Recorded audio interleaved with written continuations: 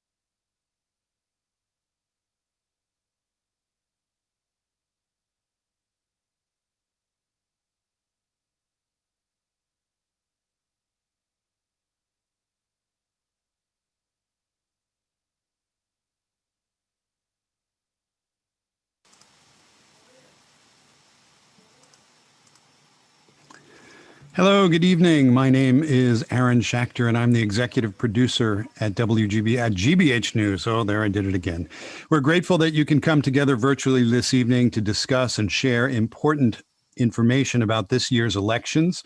First, a few quick housekeeping elements to cover in case this is your first webinar. Your microphones are muted and your video is turned off, and we cannot take your comments in the chat box, but we will share information and resources with you in that chat box. This is not to say, of course, that we don't want your questions. We have questions some of you submitted when you registered for this event, and our producers are monitoring the Q&A box that you can open at the bottom of your screen. Please type in questions in the tab throughout this event. Before we begin, my colleague Jamie Reese, Senior Marketing Manager in our Member Engagement Department, is here with a special message. Jamie?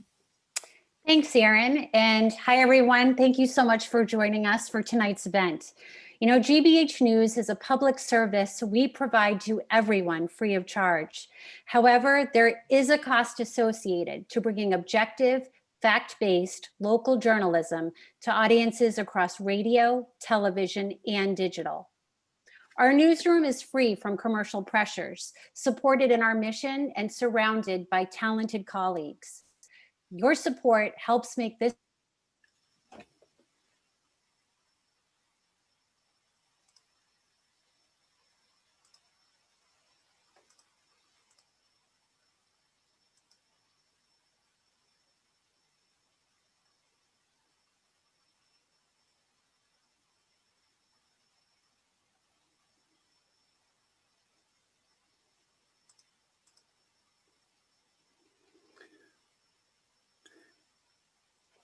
Thank you, Jamie. Today, when you show us your support, we have a special thank you gift. When you contribute $120 during this event, we'll say thanks by providing you with these cozy, no, it's not 120. What is that? What is the amount today? Does anyone know?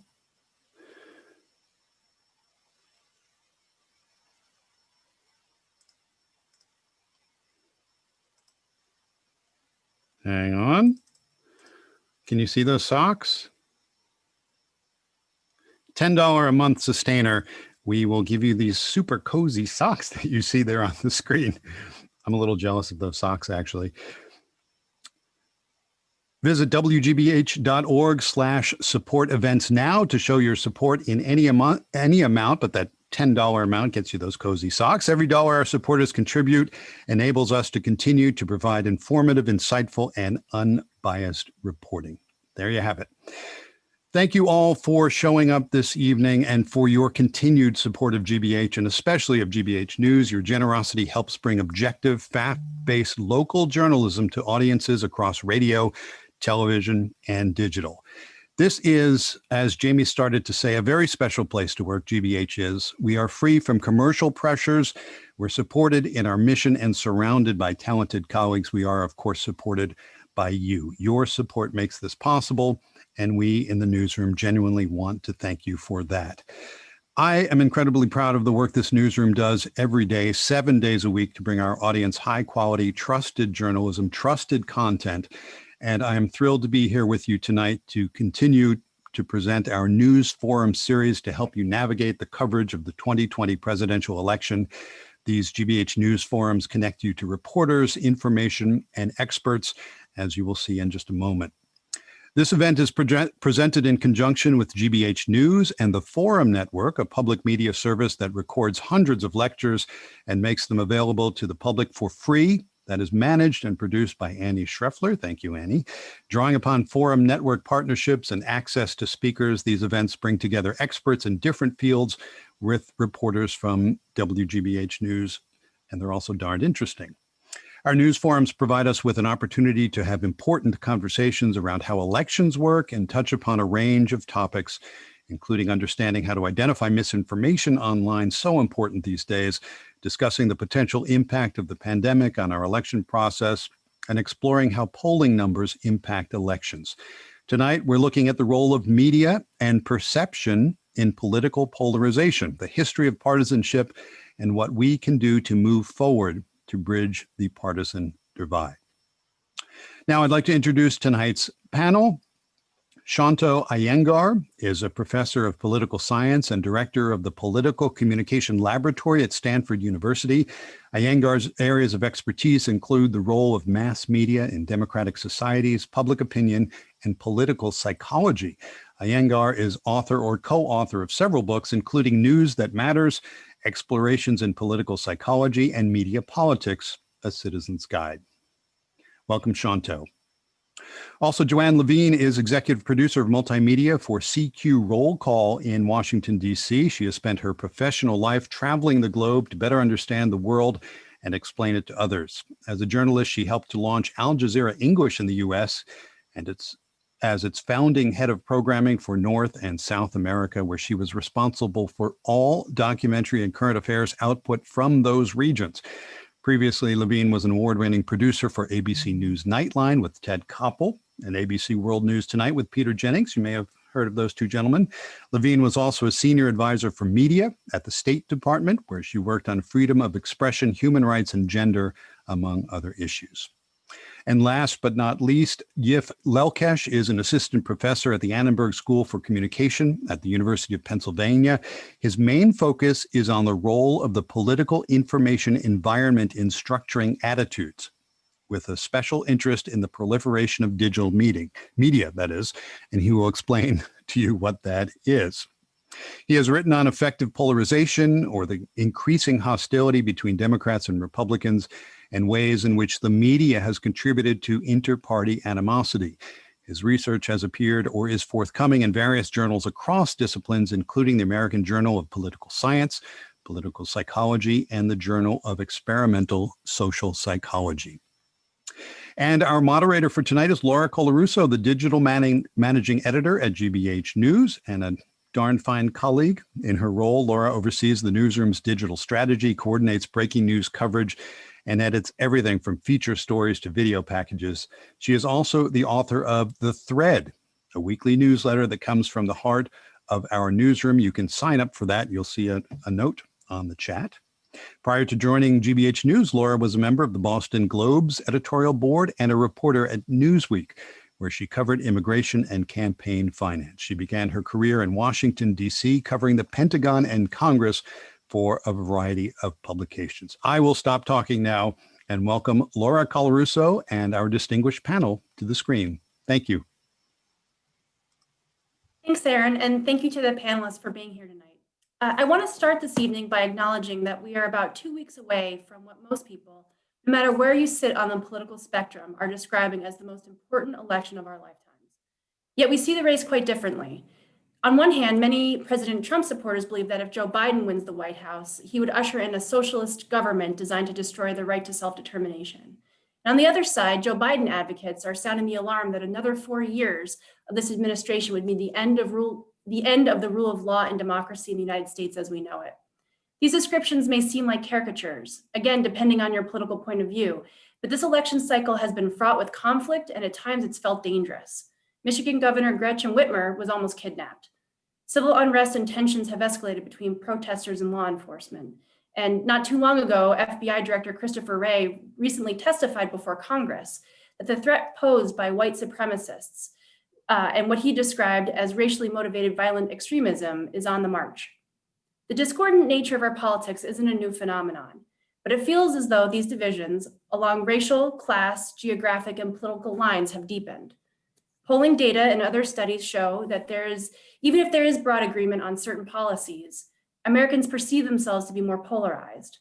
All you have to do is look at how Democrats and Republicans rate President Trump's job performance. That contrast is very stark. As the New York Times columnist Tom Edsall wrote more than 2 years ago, quote, hostility to the opposition party and its candidates has now reached a level where loathing motivates voters more than loyalty. The building strength of this partisan antipathy has radically altered politics. Anger has become the primary motivating tool for voters.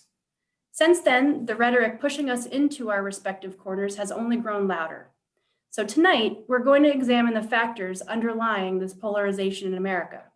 We'll consider how politicians exploit this, and then talk about a few ways we might break out of the bubbles that we're in. We hope that by fostering more understanding about polarization, we can provide critical insights that will encourage people to find ways in their own neighborhoods, perhaps even within their own families, to bridge the divide. So with that, I'd like to pose a question to the entire panel. If you were to try to explain political polarization in the United States today, how would you describe it? Shanto, let's start with you. Well, the conventional definition of polarization in the social sciences has typically been along the lines of ideological extremism. That is to say that you have one party that is on the left to the extreme, the liberal socialist party perhaps, and another party that's on the right, a conservative party. That's the classical definition. More recently, however, as you referenced in Tom Edsall's New York Times column, the definition has shifted to one that is based on sentiment. How do supporters of a particular party evaluate and feel towards themselves, their own party, and their opponents? Of course, in the United States, we have a two-party system, so it's fairly clear-cut. And that work has shown in the last 30 years a rather alarming increase in the expression of out-party animus, where Democrats evaluate Republicans as being untrustworthy, not looking out for the interests of the nation. And in general, you have the sort of expression of unfavorable traits being attributed to the opposing party. Yif, let's get you in here. What's your answer to that question?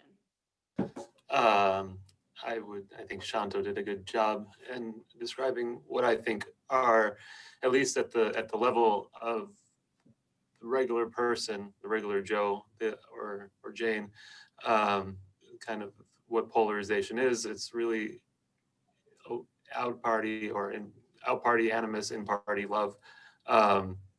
So generally political scientists will talk about polarization at two different levels. And that's what we see at the mass level, this increasing hostility towards the other side. But it's important to note that also at the elite level, the level of political activists or members of Congress, there is real substantive disagreement now, much more than there was in the past. Joanne?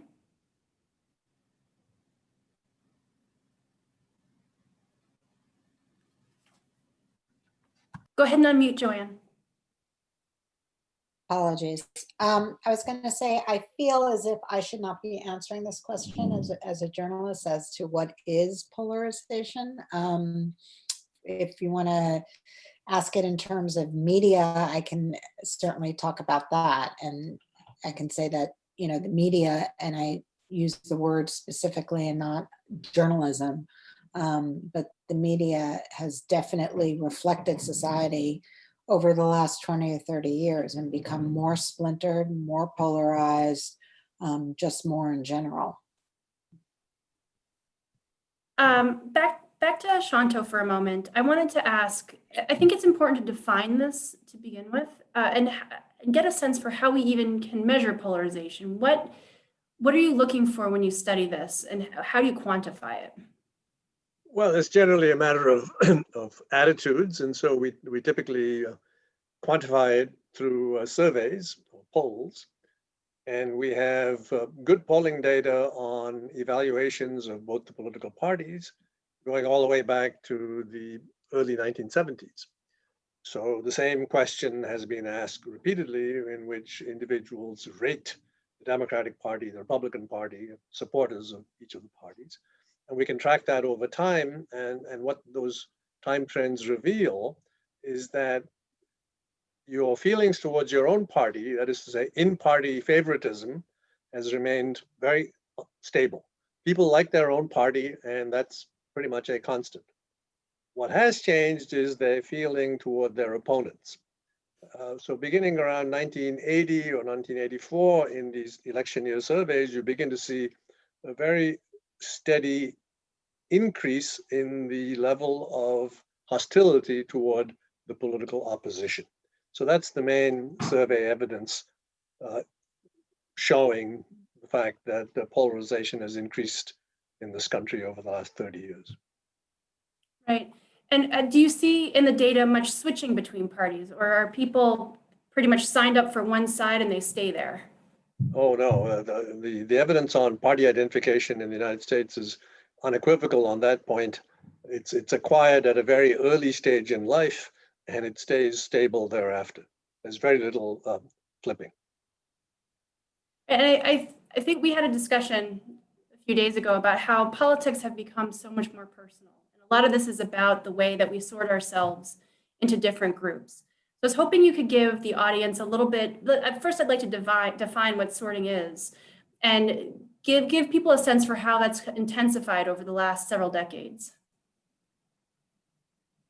Well, I mean, sorting is a complicated term, but one way we can think about sorting is to look at the correspondence between the political divide, Democrat versus Republican, and other prominent social and economic divides that characterize American society. So you can look, for instance, at the race cleavage. And you notice that over time, the race cleavage and the party cleavage have become more and more correlated. They're now in complete alignment.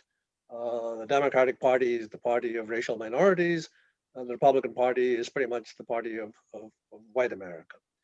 You can do the same thing with gender, and you see a parallel sort of increasing alignment between the gender cleavage and the party cleavage, and so on and so forth. You can talk about place of residence, you can talk about religion, you can talk about region, socioeconomic status. So sorting essentially means that the notion of the outgroup is no longer defined exclusively in terms of party, but it's now a concatenation of outgroups, including gender, race, age, place of residence, and what have you. Right. And I wanted to talk a little bit about the history of this. Is there a historical analog to the amount of polarization we're seeing today in the United States? How has that polarization sort of tracked over time? I think, let me first start by saying things might seem, things are bad now, but they may seem worse than they are because the period leading up to the 90s were just so depolarized that America was maybe at a weird point in its history that America before the New Deal was fairly polarized, and then there was 30 or 40 years of depolarization where things were pretty centrist, and you had liberal Republicans and conservative Democrats, and you don't really see that anymore. So if you just kind of compare now to period 30 years ago, it may make the situation seem more extreme than it has been historically in the US. And that's not necessarily saying that it's in a good place. It's just that the period of depolarization or moderation was a weird one in American history. And I guess the point you're asking of, is there a historical analog? I think the one possible, so of course you can look back in the United States and again see that the US has been polarized many times in history. And if you look at the data on Congress, you see that we're about as polarized as we were around the Civil War. Another analog, I think, is Germany before the rise of the Nazis, or Britain in the end of the 19th century. And here I'm drawing on Daniel Ziblatt's work, who is a professor at a small college in Cambridge, local college. I think they're comparable because in both these periods, there were kind of a rise for democratic reforms that threatened the political and economic power of the ruling right, the rich on the right. And what we see is kind of a situation that's similar as it's going on right now, is that when there was threats to the power of the ruling class, in both countries, they had an option. They could either moderate and kind of redistribute some wealth and give more power to the public, or what they could do, as what happened in Germany, is form a coalition with the radical right and become more extreme. And you kind of see that now among the Republican Party, where there are demographic shifts and other shifts that are threatening kind of the economic status quo. And the Republican Party is responding in kind by forming a coalition with more extreme elements. That's interesting. I wanted to follow up quickly on this idea that, we're about as polarized today as we were around the Civil War. Did I hear that correctly? According to some data, yeah. Are there factors you could pull out, parallels that kind of explain why both moments would be so particularly polarized? In kind of the running theme in American history is always race, and race was obviously the dividing line then, and again it's the dividing line today, with some degree that that the parties are really sorted on race, where you have a fairly homogenous Republican Party and a more diverse Democratic Party. And according to some, that's what is driving us apart, kind of, again, the racial dividing lines in these countries. Makes sense. Joanne, I think it's safe to say that there are a number of forces sort of buffeting the journalism industry right now. And a lot of them have to do with sort of consolidation, corporatization, and the shrinking of the news cycle. And I think a lot of these factors probably play into some of what we're talking about now, but I wanted to get a sense for, over the course of your career, how you've seen news organizations deal with this and how it's sort of played into issues of polarization. I'll try and break it down a little bit, but I would say in my 30 years or so in newsrooms, I would say when we talk about journalism, the journalists and news organizations reflect what's going on in society, or try to. So a lot of some of what you're hearing and sort of the shrieking and the noise that's out there within journalism is a reflection of what's going on in society. So I'll start there.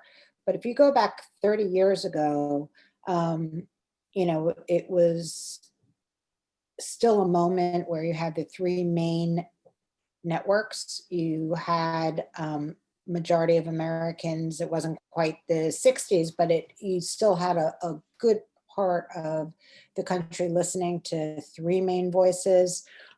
You certainly had, mainstream media, and it was before the advent, really, of the internet and before social media and everything that has come with the internet.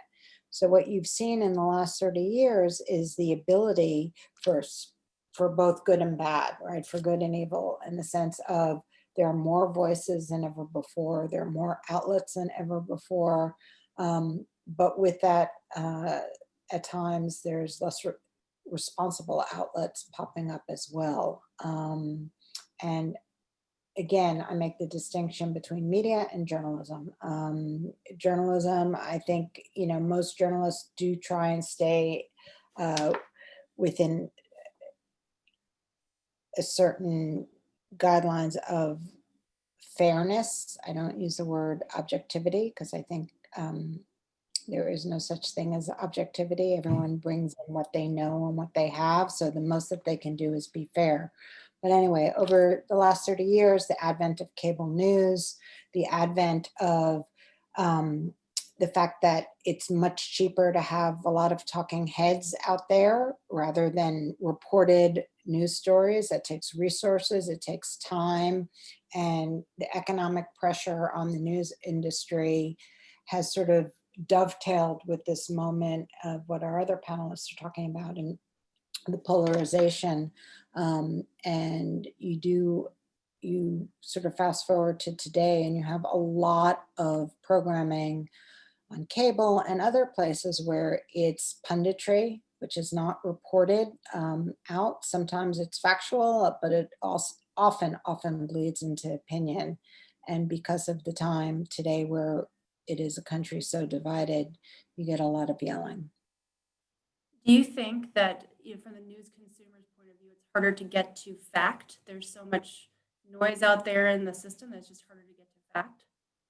I mean, I think there is. I mean, look, there you have Facebook, and when Facebook first came out, their whole premise is we're a platform. We're a mode of delivery. We're not media. And that was a way of sort of skirting the issues that all the networks have to abide by FCC guidelines. Facebook, Twitter, some of the other platforms don't, but they have evolved into, giant, this is my opinion, not CQ roll call, but they're media. I mean, they're more than just a platform, right? So to answer your question, simply yes. Shanto, I wanted to get into a few specific examples of things that we've seen in the media lately, but also in 2016. Hillary Clinton's comment about the basket of deplorables, Donald Trump retweeting a video about how the only good Democrat is a dead Democrat. When the leaders of political parties do things like this or make statements like this, what effect does that have on people? Is there a psychology behind this that or political psychology behind this that makes it sort of supercharged? Well, there is pretty good evidence that partisans tend to follow the lead of party leaders. So if party leaders are engaging in hate speech, that's going to encourage partisan animus among the rank and file. So if you look at the content of political advertising over the last 20 years, it's pretty clear the attack ad has emerged as the dominant strategy.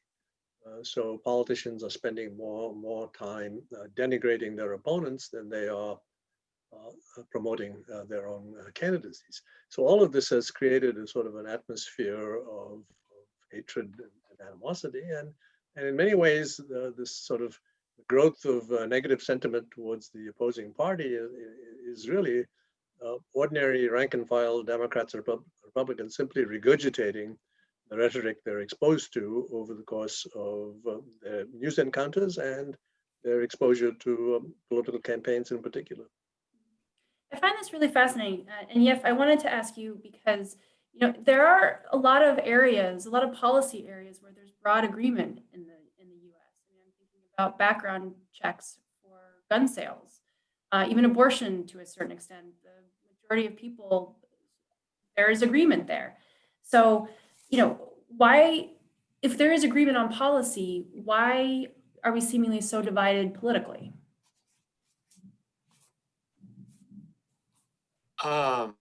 Well,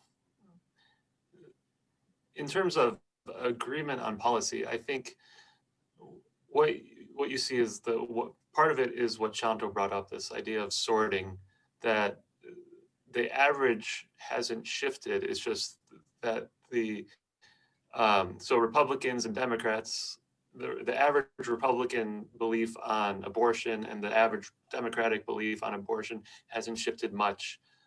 It's just the kind of the makeup of these two groups has shifted. So now what you see is, right. So what you see is just kind of movement of people where all Democrats now hold the same position and all Republicans hold the same position. They haven't become more extreme. So that's one reason why we haven't seen much shifting. Another reason why we seem so divided is that although the rank and file hasn't shifted their opinions much, political elites certainly have, and political activists and these people who are constantly on Twitter, they have shifted, and they are the loudest, and they get the most attention.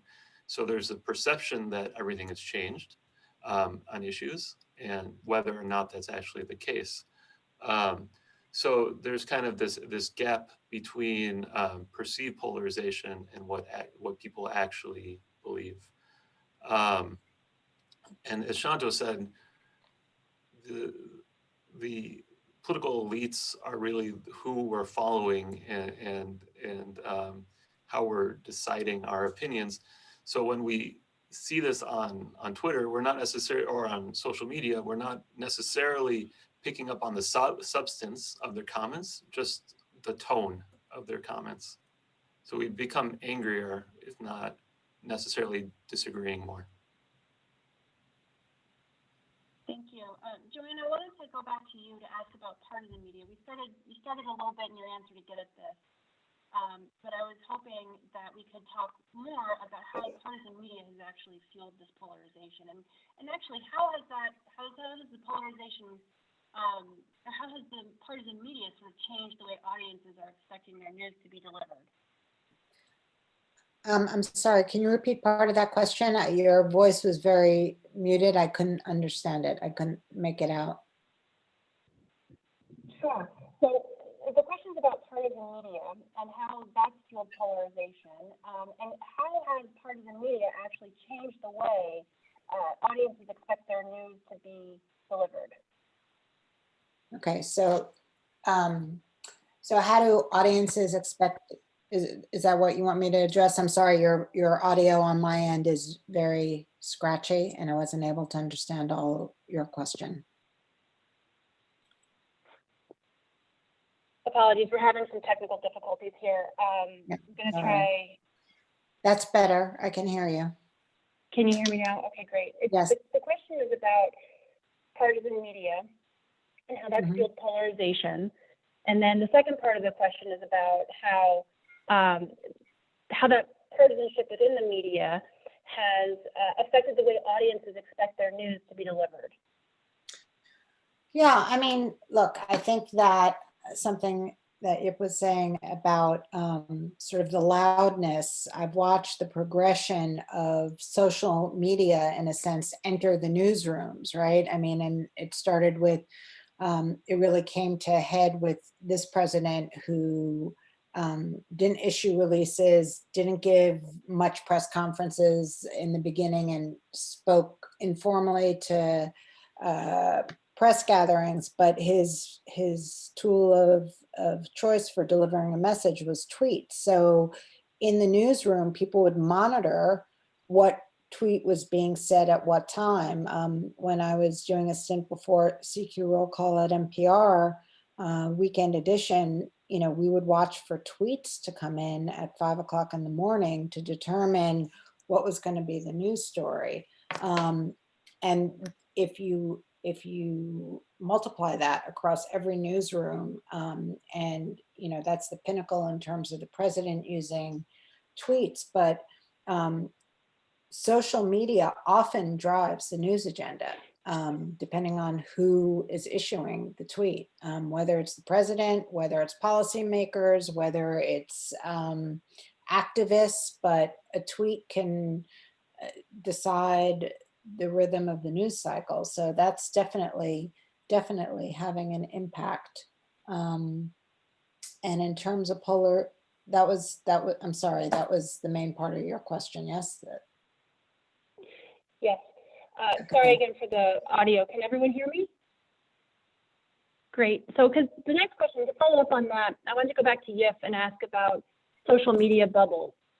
You know, we had a chance to discuss this a little while back, but I wanted to give the audience a sense for what's happening when we're on social media. Are we just reinforcing our bubbles, or are there other forces at play? Sure. So there are currently two explanations for the role of social media and social media bubbles. There is this idea of echo chambers where we just follow people we agree with and ignore people we don't. And you know, the notion, according to that theory, is that when you're in a bubble, you just hear the same idea over and over, or you just hear ideas that agree with you and you become more extreme. While there is some evidence for this, I think kind of the conventional wisdom is fairly overstated, that the people who live in echo chambers tend to already be extreme. So there's probably not going to be much effect on them because they've already selected into an echo chamber, and any additional information doesn't really shift their attitudes.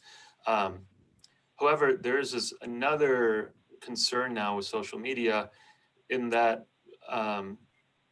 people who are not necessarily interested in politics are now exposed to really hostile information. So, you know, people who aren't really that interested in politics, and unfortunately, or maybe fortunately, in America, that's most of us. But our opinions are much more malleable. Let's say that they're more sensitive to shifts. And now, let's say we have all these ties on Facebook and social media. Connections to people we wouldn't meet, you know, like I'm in Philadelphia that I wouldn't necessarily meet on the street, and I may have, you know, a extremely conservative uncle or something like that whose opinion I wouldn't necessarily hear, and now I'm inadvertently being exposed to it. Or for instance, let's say I have someone I know from high school who I didn't really like in high school, sharing things about politics. Well, because I already don't like them, anything they say is going to kind of transfer onto politics. So it'll drive me further away. So this is the idea of the inadvertent audience, which I think if social media has an effect, it's probably more due to kind of exposure to rhetoric you didn't want to hear than it is about echo chambers. Makes sense. So I want to go back to Shanto because weaving in some of the social media issues here, because of social media, sometimes it does feel like we don't have a common set of facts to work off of. You know, I'm thinking about COVID and masks, whether or not masks help stop the spread of COVID, global warming, and whether or not people believe it. There are a lot of fights about that over social media. How do politicians exploit this polarized environment? Well, it's ripe for disinformation campaigns. If people have this strong sense of commitment to their own point of view, it's almost a sort of a degree of party identification has morphed into a sense of tribalism. We have this very intense loyalty to our own group and this very strong hostility towards our opponents. We're more motivated, therefore, to believe in things that reinforce this worldview. And so Mr. Trump has made it sort of a staple of his discourse from day one. You know, his descriptions of immigrants, of Mexicans, his claim that millions of illegal votes were cast in 2016. There's very good survey data suggesting that large numbers of Republicans actually believe these claims. And the same partisan divide exists on things like practicing social distancing and wearing masks. So all of this is evidence of what we would call, you know, this motivated reasoning syndrome, where we are acquiring factual beliefs that suit our point of view. Great, thank you. And then just finally, before we get to some audience questions, I wanted to go back to Joanne, just to ask, what could consumers do? What could media organizations and consumers of news do to bridge this divide? In other words, what are their responsibilities here? Well, I mean, I think that news organizations have a huge responsibility. You know, journalism is a public service. It's the fourth estate. It's about getting out facts and the truth. You know, the issue, and I think it really depends what people consume, what they read. There are all these programs now in schools from elementary on about news literacy, and, you know, how I think the hardest thing right now is for people to know what's true and what's not, right? If you, hopefully, if you're watching or listening to someone from you know, NPR, GBH, there's a sense of, okay, this is public media. It's been fact checked and what they're presenting is true. It gets trickier as you sort of go down the chain of different media, and, you know, there's been infiltration is too strong a word, but there are certainly many more points of view, and many media saying their news, whether it's QAnon or others. But I think that a lot of people who are journalists and news organizations would, you know, push back hard as to they're not, it's propaganda or it's a point of view. And I think that is a really big looming question over a lot of news organizations these days about how do we distinguish ourselves from all this noise that's out there on social media? How do we cut through? And I don't, you know, I wish I had an easy answer for you, but I don't. Thanks, Joanne. Great. I want to go now to some audience questions. We actually have someone from Seattle who wrote in, which is very cool. Ralph Sheridan asks, how do you recreate a Ronald Reagan, Tip O'Neill type partnership in today's environment? I'm wondering if he's wondering if that's possible. So why don't Shanto, if you'd like to take a crack at that, that'd be great. Well, bipartisanship these days seems very hard to come by. The Reagan-O'Neill partnership was in the good old days when results seemed to matter. Today, working across the party divide is difficult because that might send a message to your key constituents that you're sort of, you know, collaborating with the enemy, so to speak. So the intensity of partisan identity has really made this kind of collaboration just more difficult. It's, in a sense, by working across the party divide, you're almost sending a signal that you don't have any real loyalty to your group.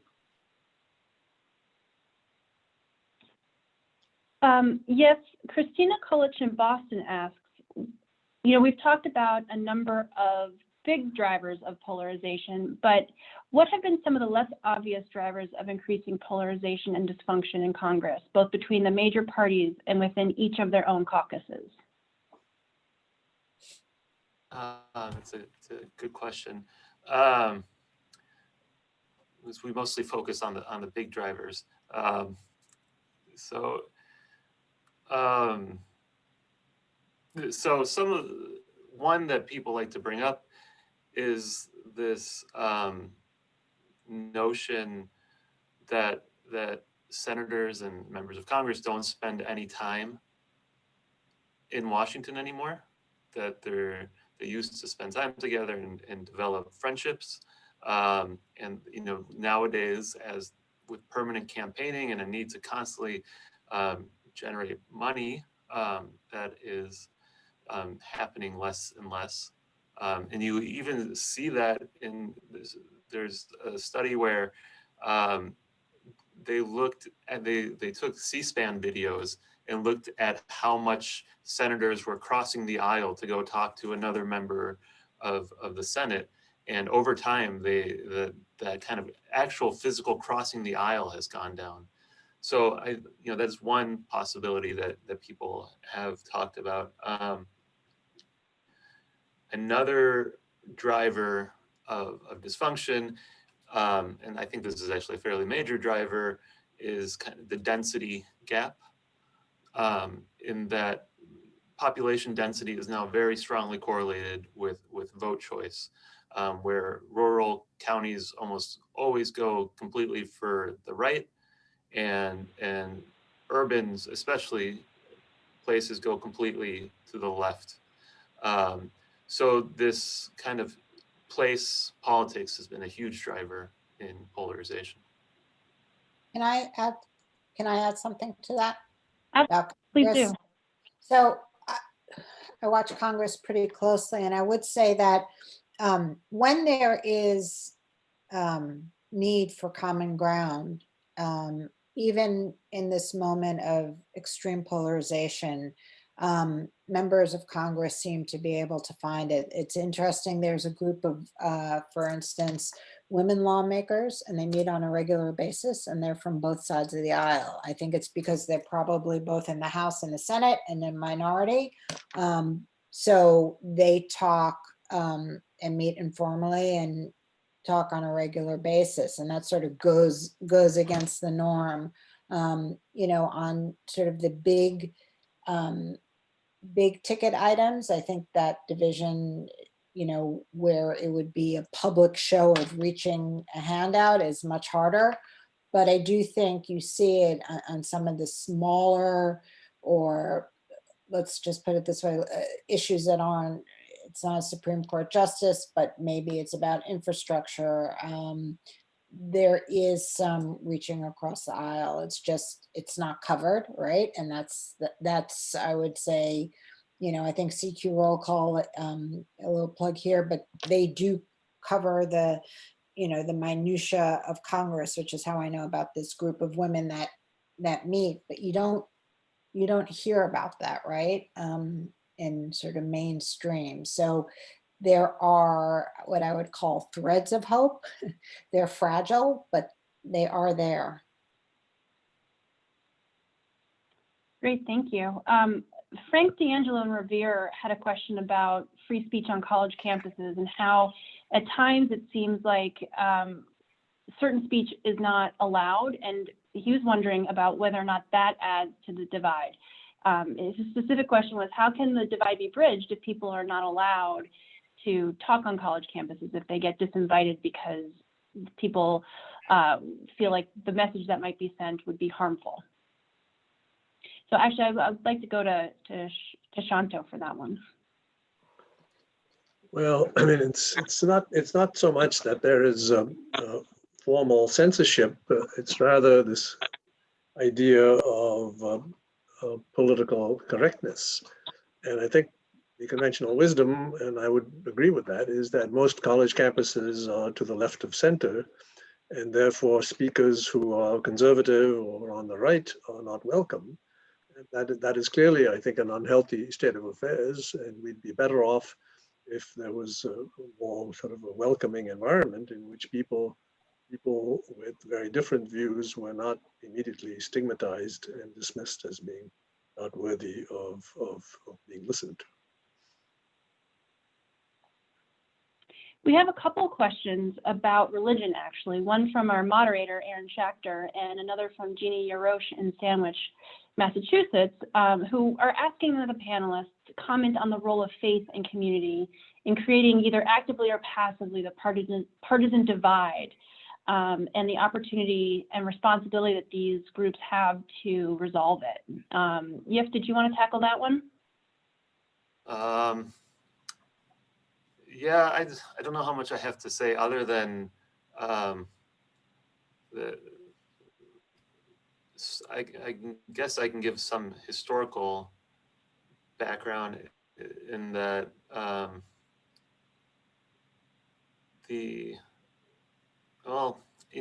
not sure I can give a great response to that. One thing I can say is that there is kind of this funny relationship, I don't know if it's funny, between politics and religion in this country, where we would like to think, or you would think, that your religious views affect your political views. But what people have found is that sometimes your political views affect your religious views.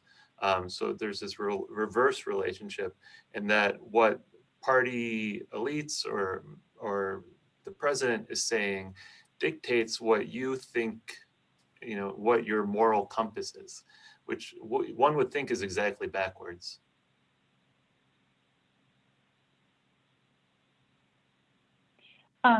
There's a question for Joanne about from Peg Carter, who wants to know why the media has given coverage to every tweet that Donald Trump puts out, and whether that's adding fuel to an already simmering fire. Have we covered Donald Trump too much? Okay, so I'll answer that question, but no, it's my opinion, not a news organization. Look, there's always been a tradition in our society that you cover the president, and when the president speaks, you cover it. And I think that this is something that news organizations to this minute are wrestling with. I do think that, believe it or not, every tweet is not covered these days, but a lot of it is. And, I think that it depends how it's covered, right? Not all things are equal. If a news organization is just saying the president said this without any context, any background, I think journalists do try and do that. But, he has definitely, in a metaphorical and real way, stolen the microphone, controlled the narrative for 4 years. So do I think that the press should not cover every single tweet? Absolutely. I think it should be more discerning. Thank you. Peter Katz is from Boston, asking, 538 recently published a piece headline, "How Hatred Came to Dominate American Politics." If Joe Biden is elected, what concrete steps could he take to dial this trend back? And conversely, if President Trump is reelected, how much worse might things get? So why don't we go to Shanto for that one? Well, I think Mr. Biden has made it pretty clear that he is interested in dialing down the rhetoric. And I think these things tend to go in cycles. So you have a period of intense conflict and acrimony, followed by a period in which perhaps there's some dialing down of the rhetoric. We noticed, post Watergate, you got Gerald Ford, who was, completely sort of, I wouldn't want to say nonpartisan, but he was certainly not as controversial, as vigorous in his partisan demeanor as his predecessor. So it's possible that if Mr. Biden gets in, we might see some depolarization, at least in terms of the rhetoric that's coming out of Washington. If Mr. Trump is reelected, on the other hand, I would anticipate more of the same. And finally, let's go to Chris, who's watching on YouTube, who asks whether or not the panelists think that a decisive Biden win and a Democratic takeover of the Senate this November will help reduce polarization. Will Republicans potentially see that as see those divisive racial tactics backfire and do more to work with the Democrats? Yes. Why don't you take? Oh, go ahead, Joanne. No, go ahead. Okay, so I'll start. From what I know of Washington, what I think that answer has different layers. I think that Donald Trump, and some of the forces around him did not create this division, but actually sort of opened Pandora's box to unleash a lot of what was there and tamp down.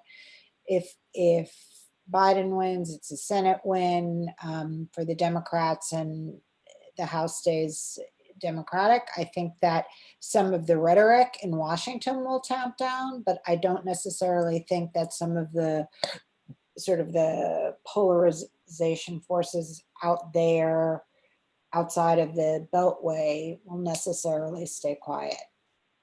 I just don't see that happening. Yip, did you want to weigh in on that one as well? Yeah, I don't. It is true that if Biden is more congenial or more more polite, it will tone things down a bit.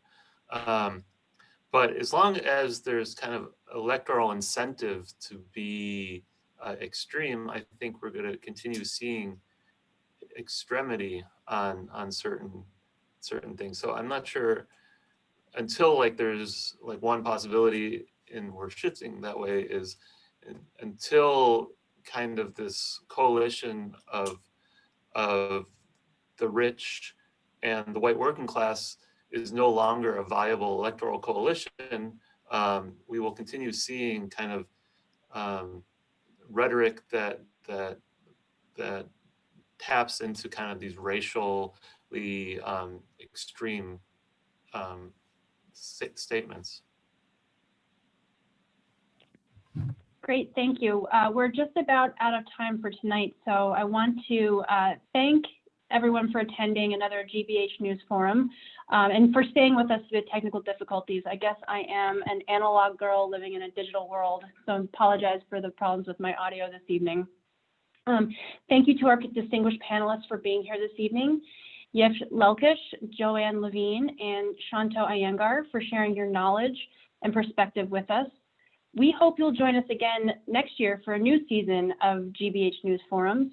In the meantime, visit wgbh.org/events for upcoming virtual event opportunities in the weeks ahead. As Jamie Reese, my colleague in the Member Engagement Department, mentioned, your ongoing support is what allows us to bring objective, fact-based local journalism to audiences across radio, television, and digital. I encourage you to contribute what you can by visiting wgbh.org/support events. We also want to make sure that even when these events end, we leave you with the tools and resources to continue learning about this topic. Today, we've partnered with Brookline Booksmith to curate a virtual book table on titles related to the divisions in our country and how we can better understand the differences. Alex Schaffner, Events Director at Brookline Booksmith, is here to tell you more about this book list. Thank you, Laura, and thank you to all the panelists. This was a really fantastic and fascinating conversation. Brookline Booksmith and GBH have a long-standing relationship. I'm really pleased that we could be part of that with this conversation tonight. This is a conversation that we hope to be part of with our community every day. So with this list, we've created something that we hope addresses the question of this talk in a couple of ways. First, we want to address the kinds of powerlessness that are capitalized on and enforced by the powerful in an increasingly divided climate. Marginalization over many kinds of demographics is complicated and overlapping, but it often crystallizes into simplified and oppositional talking points in national conversation. And of course, it's not simple at all. So this highlights some of the many margins Americans live within, the ways that they're both overlapping and distinct, and also our selections show in their absence, I think, the people in power who are comfortable with these many groups' ongoing and often deliberately inflicted discomfort. The other portion of the list grapples with essentially the estrangement of ethics and compassion from our mainstream political and social structures, and proclaims the necessity of centering ethical and compassionate action as opposed to partisanship if a stable and equitable society is to be built and retained in this country. The list has been curated as a starting point by our bookselling staff. They certainly are not an exhaustive checklist of American experiences, but they are all outstanding books that we hope will, taken either separately or all together, encourage a deeper and more expansive understanding of the people around us. So thank you so much for letting us be part of this. We hope that you all find some or all of these books helpful and edifying. Thank you, Alex. And thanks again to everyone who joined us. After you exit the webinar, you'll be taken to a page with a survey that will pop up on your screen. We would really appreciate it if you take the time to give us your feedback so we can make these events even better in the future. Thanks again for being with us tonight. Have a good evening.